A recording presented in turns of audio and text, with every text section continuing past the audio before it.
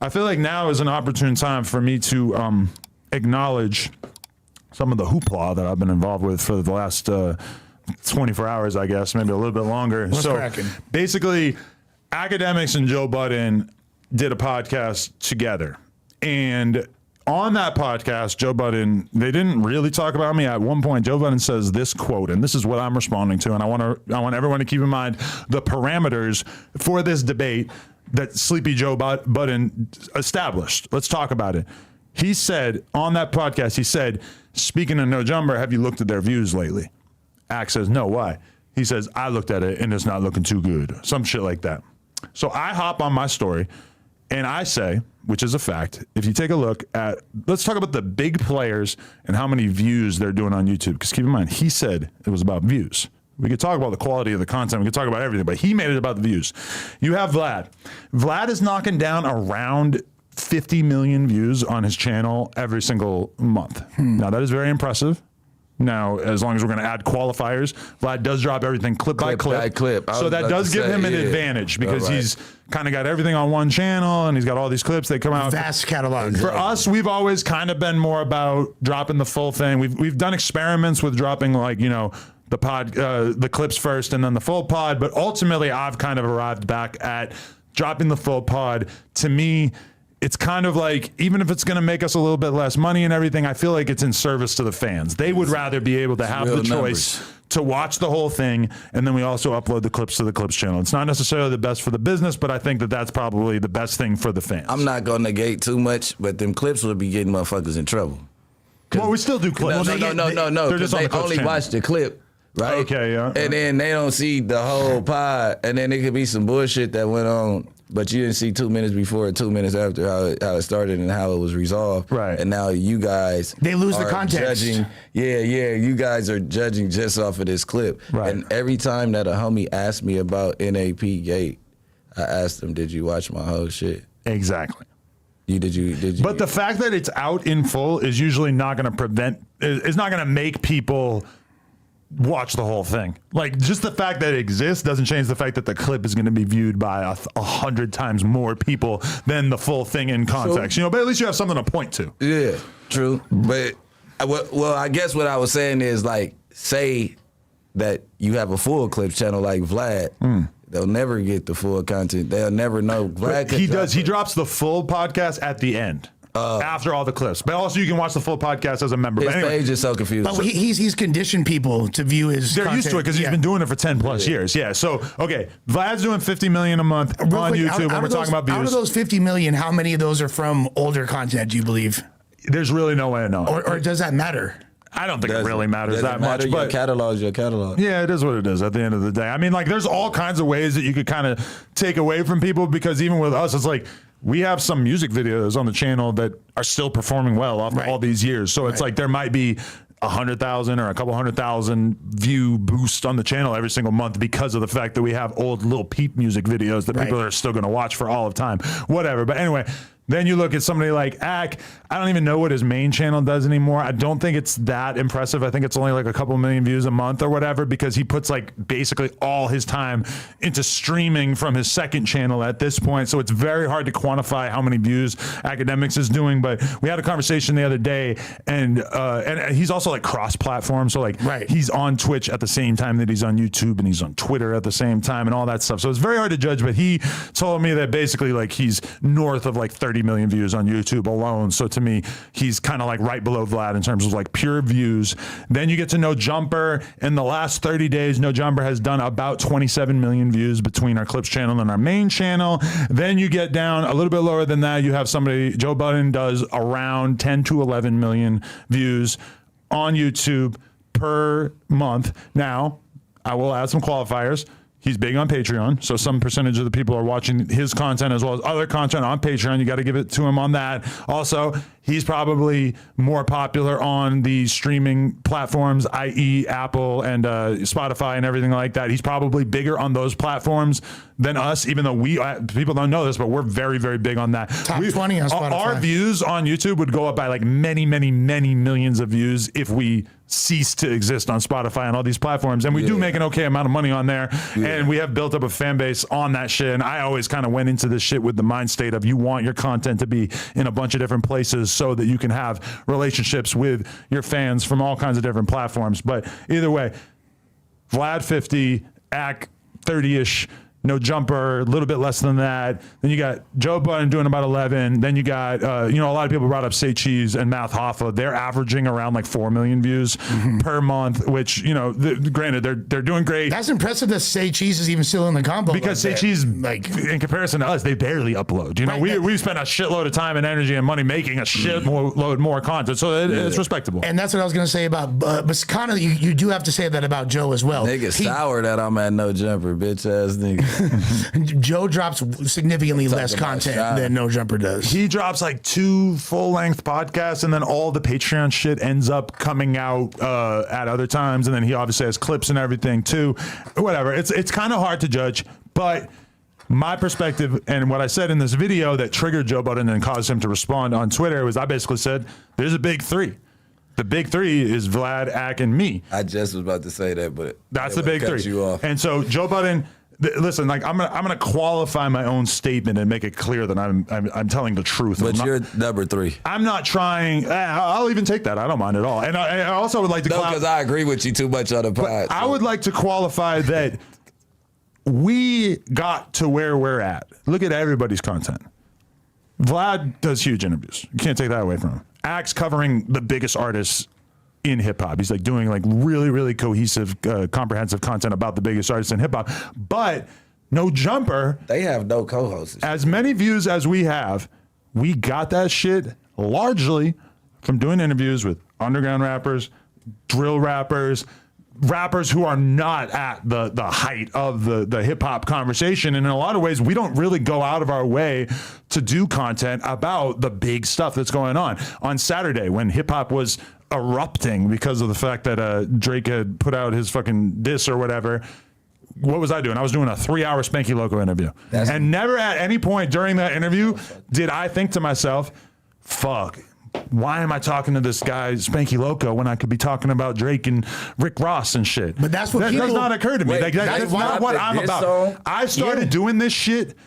I've been knee deep in fucking. You don't know that Drake dropped a diss song about them. I haven't seen the phone in like 4 or 5 days. That is insane. But okay, I'll continue. You're the only person in America. You're the only person. The only black person currently living in America who does not know about this. Because I feel me, you can't have your phone on. Much respect, but all I'm saying is that I do feel like No Jumper does need a little bit of an asterisk next to what we have created because, A, you look at all these people, nobody has put on more people than me in this conversation. Well, you got to give it to Vlad, too. Vlad has definitely helped some people come along and create careers and everything like that. Who has been successful out of the Joe Budden universe? Rory and Mal. That's it. Everybody else, I don't know. But as far, and even Ak excels at making content with him talking on camera. He has struggled to get the Academy thing off the ground up till this point. So I say all that to say that when I described the big 3, I was talking about media, platforms, and views because Joe Budden took a shot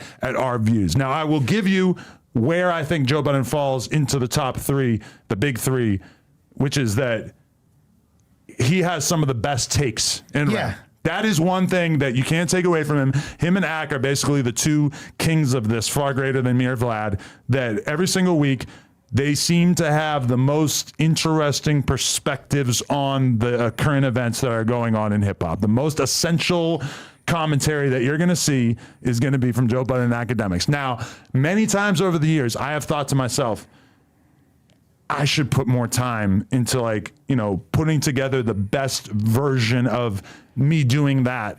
But at the end of the day, No Jumper was really based on me doing a shitload of interviews. And even though I sit here and do this podcast and the WAC podcast every single week, I don't feel like I have ever wholeheartedly dedicated to myself to being the hot take guy. As far as being the hot take guy, Joe and Ak definitely number 1 and 2. But when we're talking views, when we're talking about building a hip hop media platform, we're in the top 3. It's Vlad, Ak, and Adam. And I reached out to Drake because, and Lush can vouch for the authenticity of these messages because I showed AI, him, bro. I showed him The as soon most as it trustworthy happened. person in the room, Lush. I'm I surprised. figured you could keep a lid on it for an hour before we go. Yeah, tell him the day of. And Lush can read this. I'll slide it over to Brick Baby, and we can all confirm. I DM Drake at 2:52. I hadn't spoken to him throughout all of this. AM or PM? PM. I hadn't spoken to him about any of this craziness. I'm hearing, Rory Mal obviously like heard the diss song before it came out. I'm hearing Ack, he gets the diss song leaked to him and stuff like that. I got the open DM with Drake, but I hadn't bothered to tap in and like try to get any like secret information out of him or anything. But once we start having this big three conversation, I send the message to Drake and I say, who's the big three? This is an exact quote. Who's the big three of hip hop media platforms? I say Vlad, Ack, and me. Ack agrees. Zesty Button is dying to be included. Drake responds with exactly 8 crying, laughing emojis. And then he says this, and this is something that I really, truly, I hate to be the person delivering this because this could possibly be hurtful to somebody that I consider myself very close to. Yeah. This is not how I wanted this to go. When I send this message to Drake, I was hoping that his response would undermine Sleepy Joe Budden. After the 8 crying, laughing emojis, he says, nah, you got to give it to him over Vlad. Jeez, Nam. So, for the record, Drake, the certified #1 hip hop artist of right now, the past 15 years. You can remove the word hip hop from that sentence. Just overall music Fair. artist. Yeah. Chat, I see we still ain't see this. AI, Check it out. The #1 artist of our time, arguably the greatest hip hop career Yeah. ever. And mean, we could argue it till the cows Jay-Z, come home. but yeah. Gotta love him and Jay-Z. Elf. Yeah. Realistically, he was not hot as long as Drake has been hot. I don't think nobody's did that. Probably The not. #1 hip hop artist of all time, from my perspective, in terms of crafting an incredible career, his top 3 is Ack, Joe Budden, and No Jumper. He didn't actually clarify that, but he basically said that by saying you can't put Vlad in there. So we top 3 and not 3. They all watch. I got to be honest, bro. Like, I think, why does it have to be a big 3? Things become cliched buzzwords because we just had the whole big 3 come. pick No, but I sides right chose now. this. I said world. there's a big 3, and it's not including you, Joe Budden. Right. I'm the one who said that, and I have gotten confirmation. Now, let me also Can it be attest. Mount Rushmore with all 4? Over your I'm going to stick to #1. 3 because obviously I feel like Joe might be in the mix if we get to 4. But all I'm saying is that Academics agreed with me. Academics is the #1 hip hop commentator. Champagne Poppy agreed with me. Drake is the #1 rapper, as I stated. So I'm not gonna lie. I texted my girl after I got the DM, and I said to her, "I'm like, can you believe that? Because like you knew me when I wasn't shit. You knew me when I was a regular ass dude. That's pretty crazy."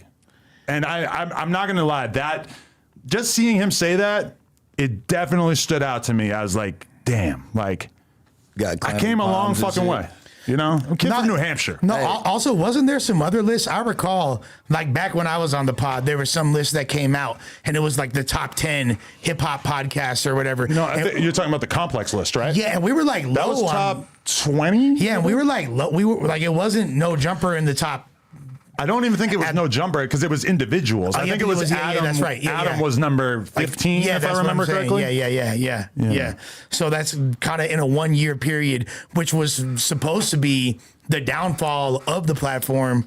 Yeah, and I wonder if, because I feel like I was personally like rated criminally low. I probably tried to avoid having that conversation at the time, but there's definitely a bunch of people that were rated high above me that nobody could ever possibly argue is actually like above me and what I've created. And I'm not going to name them, but go take a look at that list. Are there certain accolades that you get like from certain people that still kind of like give you like clammy palms or like teary eye, like fuck. Yeah, so I that made one, it. Drake That's saying- what I was gonna ask you, like, 'cause, like I don't certain- think because I don't revel in accomplishments or anything. Like if we have a me good month neither. on YouTube, it's just a good month. Who gives a fuck? I don't talk about anniversaries. I don't talk about nothing like, oh, it's the 10th year since I did this. I'm not living in the past. Yeah. I've been doing cool shit for a long time, and I never like go back and say like, look at how amazing this thing that I did was or whatever. That's just not really for me.